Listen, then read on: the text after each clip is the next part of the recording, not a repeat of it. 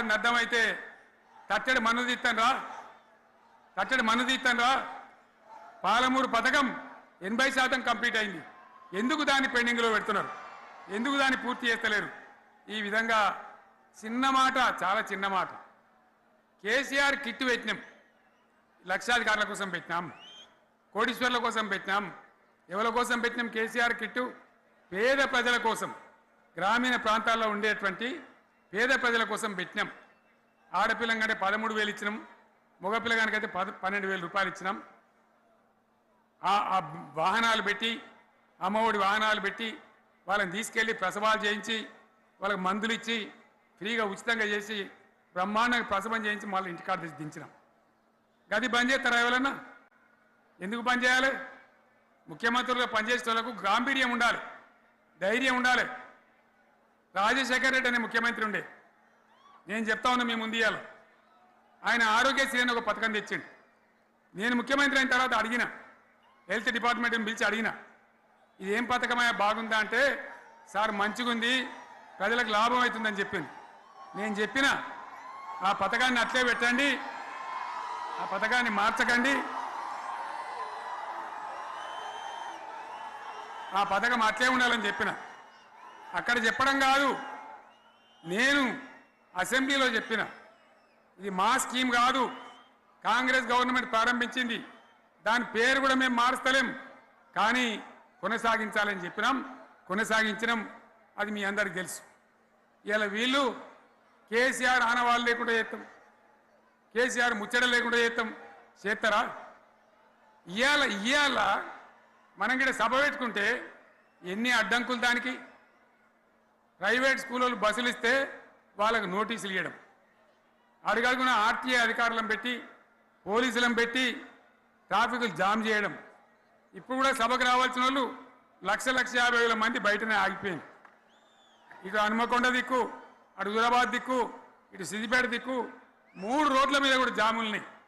నేను అడిగిన నాయకులు ఏంది అంటే, ఇబ్బంది అవుతుంది సార్, రానిత్తలేరు, మధ్యలో ఇబ్బందులు కలిగిస్తున్నారు, కొన్ని లారీలు తెచ్చి అడ్డం పెట్టాను పనికిమాలని అని చెప్పి జామ్ అయిపోయి అక్కడనే ఆగిపోయింది.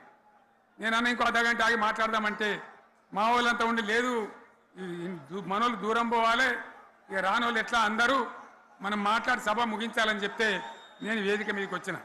ఇన్ని అడ్డంకులు, ఇంత కడుపు ఆపుతారా? బీఆర్ఎస్ సభలను ఆపుతారా? ఈ ప్రపంచనాన్ని ఎవడాపుతాడు? ఆగబడితే ఆగుతుందా? నేను ఒక్క మాట పోలీసు మిత్రులకు మనవి చేస్తా ఉన్నా, ప్రజాస్వామ్యంలో ప్రజలకు అడిగే హక్కు ఉంటుంది, తప్పకుండా అడుగుతారు ప్రజలు. ఈ అడిగే హక్కును సోషల్ మీడియాలో బీఆర్ఎస్కు సోషల్ మీడియా వారియర్స్ ఉన్నారు, వాళ్ళు బ్రహ్మాండంగా పనిచేస్తున్నారు, ఖచ్చితంగా అడుగుతున్నారు ప్రజల తరఫున. ఇంత అన్యాయం జరుగుతుంటే చూడలేక సోషల్ మీడియాలో పనిచేసే తెలంగాణ బిడ్డలు ఇది ఏమన్యాయమే ఎట్లా అని చెప్పి ప్రభుత్వాన్ని ప్రశ్నిస్తూ ఉన్నారు, ప్రజలకు మద్దతుగా నిలబడతా ఉన్నారు. వాళ్ళ మీద కేసులు, వాళ్ళని పట్టుకపోవడు. పోలీస్ సోదరులను నేను అడుగుతా ఉన్నా, మీరెందుకు దునుకులాడుతుండే? మీకేమక్కడ వచ్చింది? మీకొక్కటి చెప్తున్నా నేను,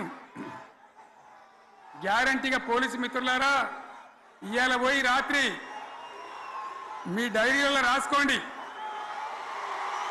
మీ డైరీలలో రాసి పెట్టుకోండి. 100కు 100% ఇలా తెలంగాణ చెలరేగిన పరిస్థితికి మళ్ళా వచ్చేది బీఆర్ఎస్ గవర్నమెంటే. అది ఎవడు కూడా ఆపలేడు, అది ఎవరి తరం కాదు, ఎవరి వశం కాదు. మీకు తెలియదా? మీరు పోలీసు ఉద్యోగాలు చేస్తున్నారు, మీరు చదువుకోలేదా? మీకు కూడా విజ్ఞానం ఉంది కదా? వీళ్ళు దొంగ వాగ్దానాలు చేయలేదా? ప్రజలను మోసం చేయలేదా? ప్రజాస్వామ్యంలో ప్రజలకు అడిగే హక్కు లేదా? మీరెందుకు కేసులు పెడుతున్నారు? నాకు అర్థం కాదు. మీరెందుకు దునుకులాడుతున్నారు? మీరెందుకు బలైతారు? రేపు మీకు రాజకీయాలు ఎందుకు? మీ డ్యూటీ మీరు చేయండి. మేము బీఆర్ఎస్ ఎప్పుడు శాసనాన్ని ఉల్లంఘించం, చట్టాలను ఉల్లంఘించం. అయినా నేను ఒక్క మాట మళ్ళీ చెప్తా ఉన్నా, మీకు ఆల్రెడీ చెప్తా ఉన్నారు పార్టీ నుంచి, ఎక్కడ ఎవరిని మీ మీద అన్యాయం కేసులు పెట్టినా మన టీఆర్ఎస్ లీగల్ సెల్ వీరులు ఉన్నారు, మీరు భయపడే అవసరం లేదు. న్యాయస్థానాలని అక్కడ పోరాటం చేద్దాం. మీకు అండగా కేసీఆర్ ఉంటాడు, బీఆర్ఎస్ ఉంటుంది, అందరం ఉంటాం. ఇక ఈడికెళ్ళి నేను కూడా ఊకోను, నేను బయలుదేరుతా. యాందాకైనా మంచిదే. ఎవరెవరి సంగతి ఏందో, ఎవరైనా లెక్కేందో అన్ని కూడా లెక్కలు తీద్దామని మనవి చేస్తా ఉన్నాం. ఈ రకంగా మనం ముందు పోవాలి. ఒక్క మాటలను ఉన్నదా? ఇవాళ ఈ ప్రభుత్వం, ఈ కాంగ్రెస్ నయవంచక ప్రభుత్వం సంక్షేమంలో ఫెయిల్, మంచినీళ్ళలో ఫెయిల్, పొలాలకు నీళ్ళు ఇవ్వడంలో, సాగు నీళ్ళలో ఫెయిల్, కరెంటు సరఫరాలో ఫెయిల్, రైతు బంధులో ఫెయిల్, విత్తనాలు ఎరువులు సరఫరాలో ఫెయిలేనా? ధాన్యం కొనుగోళ్లలో ఫెయిల్, పల్లెలు పట్టణాల అభివృద్ధిలో ఫెయిల్, భూముల ధరలు పెంచడంలో ఫెయిల్. మరి దేంట్లో పాస్ అయిండు?